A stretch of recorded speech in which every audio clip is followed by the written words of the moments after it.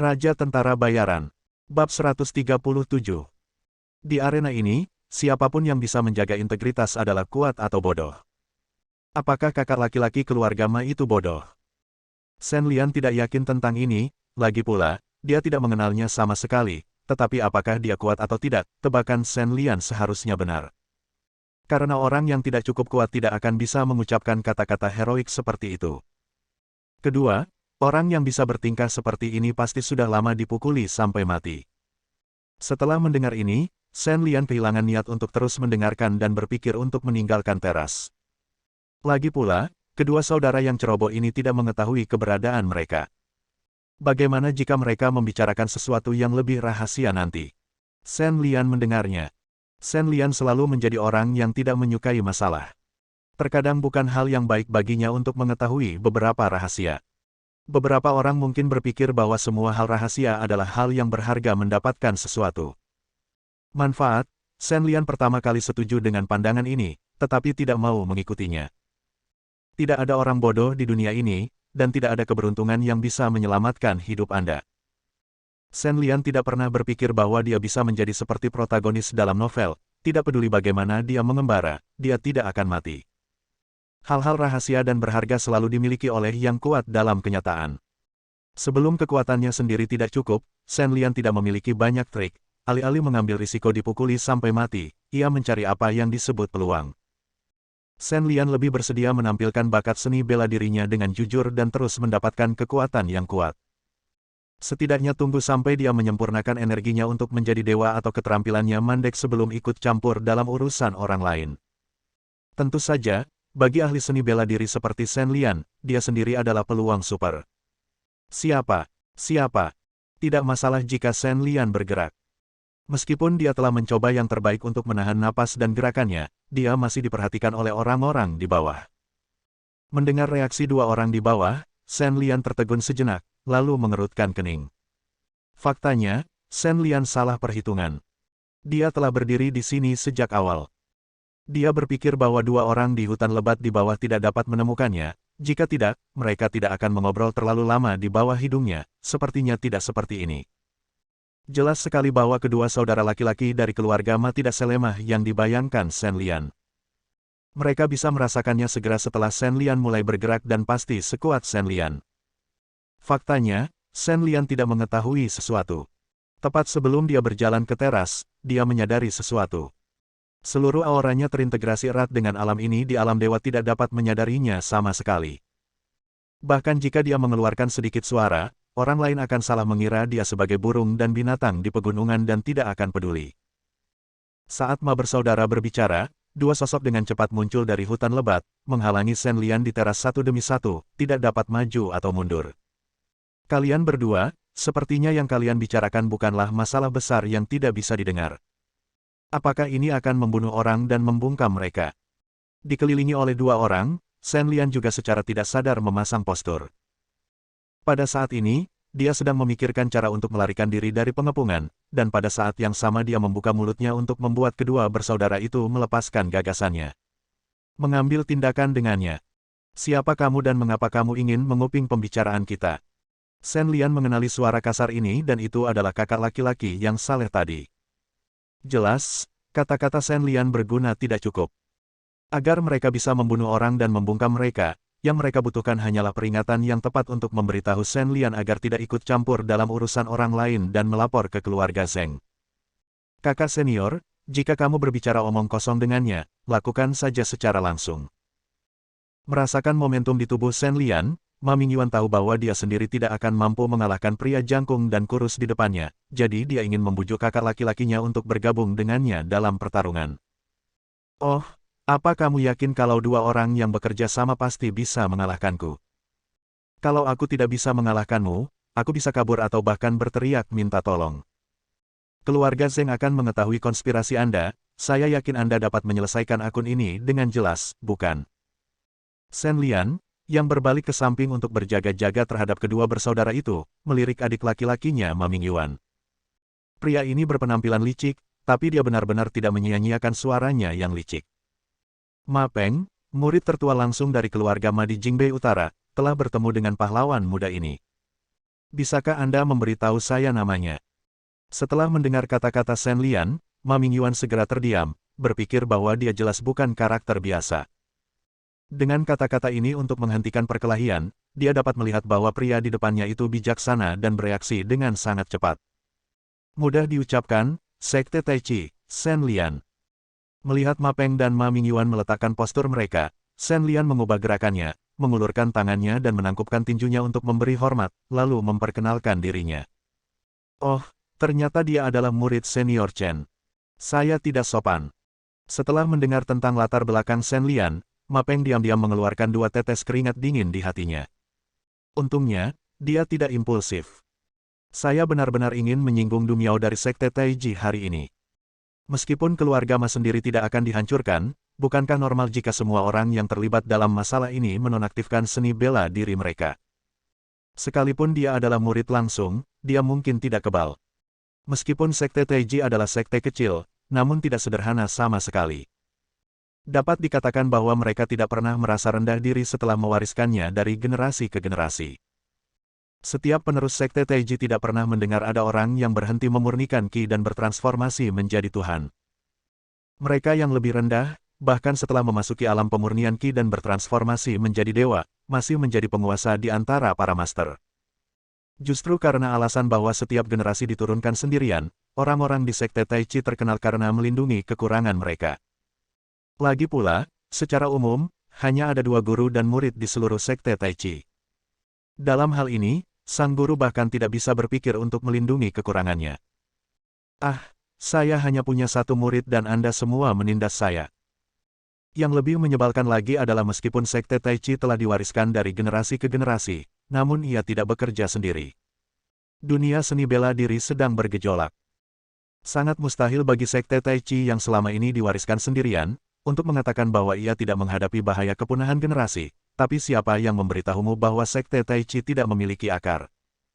Tidak hanya mereka kuat, tetapi mereka sebenarnya memiliki klan Wudang untuk membantu mereka. Sekte Taiji dan klan Wudang, yang berasal dari asal yang sama, saling terkait erat. Ketika krisis datang, klan Wudang tidak akan pernah tinggal diam dalam sejarah, bahkan secara keseluruhan, seluruh sekte telah saling membantu, dan inilah salah satu alasan utama mengapa Sekte Taiji mampu bertahan hingga saat ini. Bab 138. Saudara Shen benar-benar menertawakan apa yang dia katakan tadi. Saya, Ma Peng, tidak sebaik yang lain. Saya tidak menyadari keberadaan Anda dan membiarkan Anda mendengar hal-hal yang memalukan seperti itu. Setelah saling memperkenalkan, pria tegak dengan alis tebal dan mata besar mulai menyapa Shen Lian dengan sopan. Jelas, dia ingin dekat dengan Shen Lian, berharap Shen Lian dapat menyimpan apa yang baru saja dia dengar di perutnya dan tidak menyebarkannya keluar. Hei, keluhan di dunia selalu seperti ini. Ngomong-ngomong soal kakak senior Ma Peng, sudah sangat jarang kamu berpegang teguh pada hati dan melindungi reputasi keluarga Ma. Seperti yang baru saja kamu katakan, karena kedua keluarga memiliki keluhan, dan itu adalah ketika kita bertemu di atas ring, itu semua tergantung pada kemampuan kita untuk mengalahkan orang lain sampai mati, dan saya, Shen Lian, tidak punya niat untuk ikut campur dalam urusan orang lain. Setelah mendengar maksud Ma Peng, Shen Lian tersenyum dan menjawab.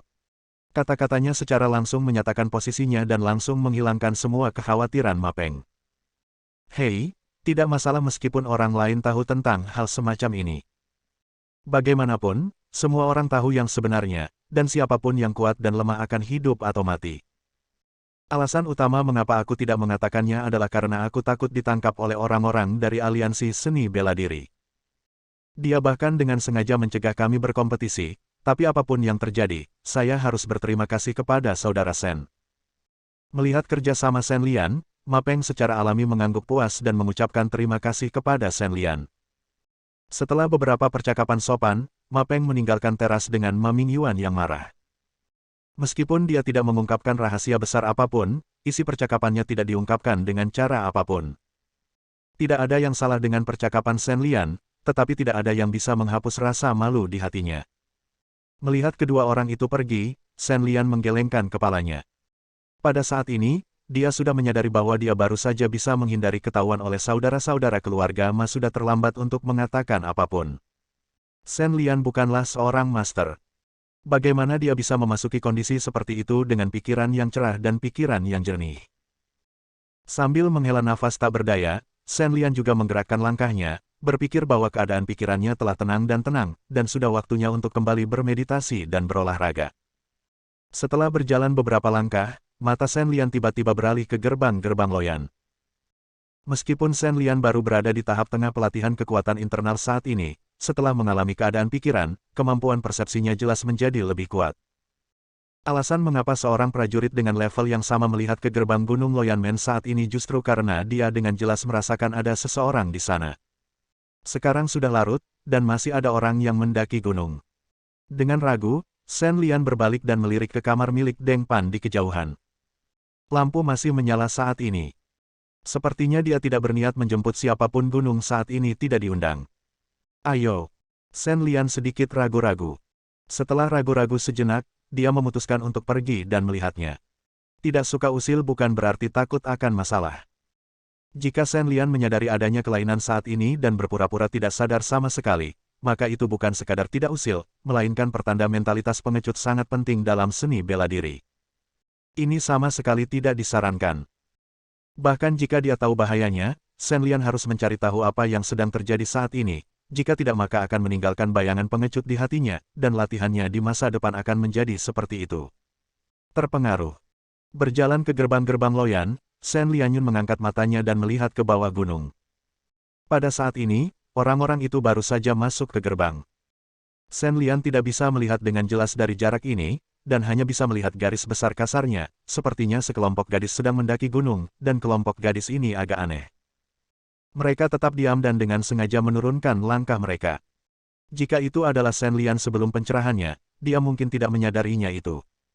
Bagaimana dengan mereka? Dalam kompetisi seni bela diri ini, meskipun Loyanmen telah berusaha keras, tenaganya masih sedikit kurang. Murid penjaga gerbang biasa tidak berada di pos mereka saat ini. Faktanya, Shen Lian bisa mengerti. Anda harus tahu bahwa konferensi seni bela diri bukanlah konferensi biasa. Apalagi berapa banyak tenaga yang dihabiskan Sekte Loyan untuk mempersiapkan resepsi. Alasannya sangat sederhana. Pertama-tama, murid yang bertanggung jawab atas pekerjaan perhotelan berbeda dengan juru masak. Mereka semua berhubungan dengan orang-orang seni bela diri. Ada banyak orang yang berbicara selama konferensi seni bela diri, jadi penjaga pintu diatur secara acak. Penjaga, jika mereka mendengar sesuatu yang tidak seharusnya mereka dengar, seperti yang baru saja dilakukan Shen Lian, tidak ada yang tahu apa yang akan terjadi. Karena kekuatan dan identitas Shen Lian, dia mampu meyakinkan saudara Ma Peng untuk mundur tanpa menggunakan kekerasan. Jika dia digantikan oleh penjaga pintu dengan kekuatan dan status rendah, akibatnya akan menjadi pemukulan yang parah bahkan jika dia belum mati. Apakah itu normal? Tentu tidak mudah bagi para penjaga pintu ini untuk mendengarkan percakapan para jagoan silat. Mengenai pekerjaan keamanan, ini bahkan lebih merupakan lelucon. Di antara para pahlawan yang datang untuk berpartisipasi dalam konferensi seni bela diri, banyak sekte yang jauh lebih kuat daripada Sekte Loyan. Karena tidak ada gunanya, lebih baik membiarkan para murid yang sibuk menyambut tamu di siang hari beristirahat dengan baik di malam hari. Oleh karena itu, Loyanmen kebetulan berada di pintu masuk konferensi seni bela diri, dan semua penjaga pintu dan penjaga menghilang. Dia menahan napas dan bersandar diam-diam ke kusen pintu. Shen Lian diam-diam menunggu gadis-gadis itu mendekat. Sekelompok wanita perlahan-lahan mendekati gerbang gunung tanpa menyadarinya, itu dianggap keberadaan Shao Shen Lian. Gadis-gadis yang menahan nafas dan sengaja diam melihat Shen Lian yang juga diam. Mereka berhenti sejenak dan saling memandang dan bertanya dengan ekspresi tidak ada yang tahu Shen Lian, dia memimpin dan melangkah maju. Jelas, dia tidak punya niat untuk memperhatikan Shen Lian.